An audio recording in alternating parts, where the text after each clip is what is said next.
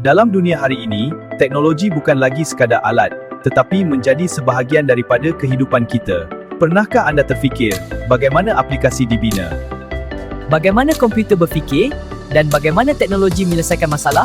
Jawapannya bermula dengan asas sains komputer. Cikgu, asas sains komputer tu belajar apa sebenarnya? Asas sains komputer ni bukan hanya sekadar guna komputer, tetapi belajar cara berfikir untuk menyelesaikan masalah secara sistematik. Asas sains komputer ialah mata pelajaran yang memperkenalkan murid kepada konsep pemikiran komputasional, pembangunan atur cara, sistem komputer, data dan teknologi digital. Subjek ini membantu murid memahami bukan sahaja cara menggunakan teknologi, tetapi juga cara teknologi dibina. Oh, jadi bukan hanya type di komputer. Betul, asas sains komputer ajar kita fikir, susun langkah, bina penyelesaian dan cipta sesuatu yang berguna.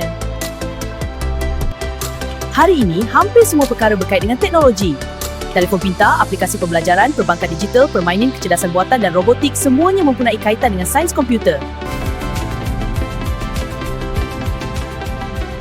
Dengan mempelajari asas sains komputer, murid lebih bersedia menghadapi dunia masa depan. Rupanya semua benda digital ada kaitan dengan sains komputer. Ya, murid yang faham asas sains komputer akan lebih yakin, bijak dan kreatif dalam dunia digital. Dalam asas sains komputer, murid akan mempelajari beberapa bidang utama.